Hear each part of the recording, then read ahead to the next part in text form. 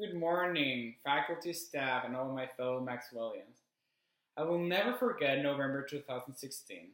I was rushing to send off my applications to various universities in the US and Europe before the early application deadline. Christina Molino is still probably traumatized from the barrage of emails I sent her concerning my application. As public administrators, that month was an important moment because a historic presidential election took place that will remain seared in our memory. As an international student, the situation changed abruptly. I went from being a Mexican applicant to a bad hombre. Just a few months later, I received my admission letter from Maxwell. I had been accepted to the best master's program in public administration. Still, I found myself at a crossroads. Paris, London, or Syracuse. One pivotal conversation I had during that time was with Dr. Rafael Fernandez de Castro, a former Maxwell professor and my academic mentor. I asked him for a reason to choose Maxwell over the others. He did not mention the campus, although I think it's really beautiful. He did not highlight the content of the courses, although I think it is fantastic. And he did not mention the beautiful weather. I don't know why.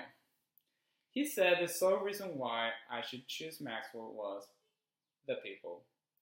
At the time, I didn't know what he meant, but now I can tell you he was right. Upon accepting my spot in this year's cohort, I was still afraid of not being welcomed in the US amidst the political upheaval. I could not have been farther from the truth. Since the first day I arrived in this city, I have felt welcomed and accepted by everyone. The people are what make this program great. As most of my classmates, I did not understand the program structure at first. Why did we have to start with all these classes during the summer? After the first week of colloquium, however, I realized the reason why we were there. As much as we enjoy learning about the I-81, preparing the daycare budget, or worrying about our points to ponder, the biggest takeaway from those 6 weeks was getting to know my classmates, the professors, and the staff. We were assigned into random groups every week, engaging in discussions and working on all kinds of projects. Clearly, it was not about solving the situation in our hypothetical country Alabama. The essence was to learn how to negotiate and interact with our peers. We learned about places most people could not even locate in a map, like Tunisia, and about the truth and personal perspectives from people living in countries that we would only know through the news. You could not find in any book the stories and lessons I have heard from the struggles women face in Pakistan, social inequality in India, or different traditions in Cambodia. At the end of the day, as public administrators, our means and ends revolve around the public, the people, and that is why Maxwell is so rich. All of the professors learn not only our names, but our backgrounds and interests.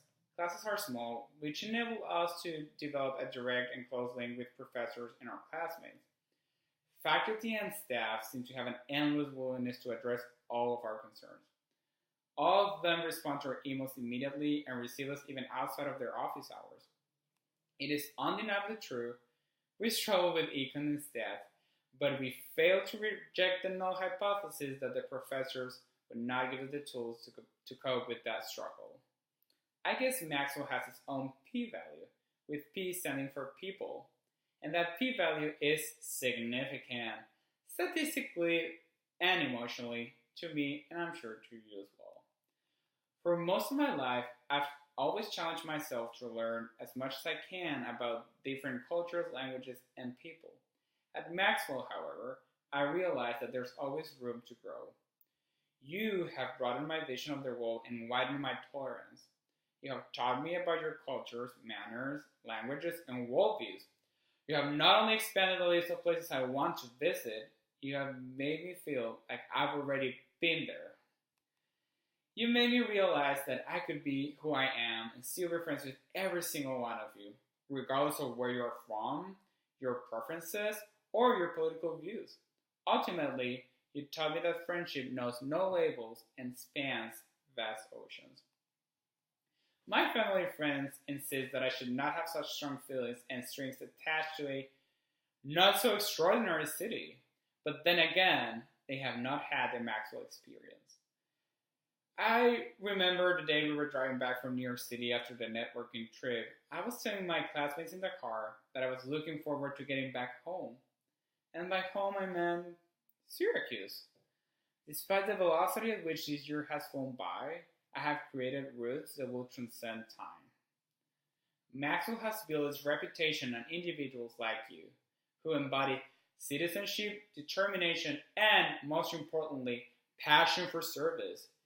But it is collectiveness that underpins the success of Maxwellians. A remarkable aspect of our classes was the amount of group projects and assignments. All of the groups were randomly assigned, which gave us the opportunity to work with people of different work styles and points of view.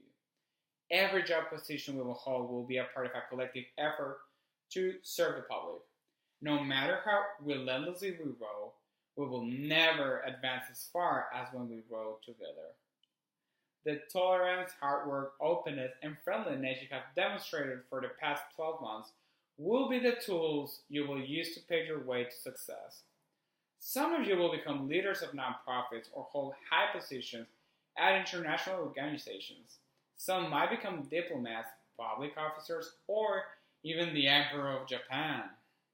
But no matter where you are, you will always be an ambassador of the values and principles we acquired here. I will not miss the cold weather, but I will certainly miss the warmth of the people I met here. However, I do not fear distance and time. The bonds we created will transcend borders and years. Actually, since we are in school, I thought of using a piece of school supplies as an analogy, and you know I love analogies.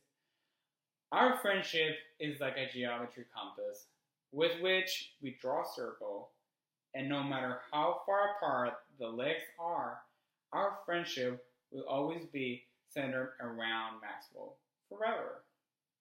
I will move back to Mexico soon, but this year and this cohort have now given me not only one, but 85 reasons to make Syracuse my home away from home.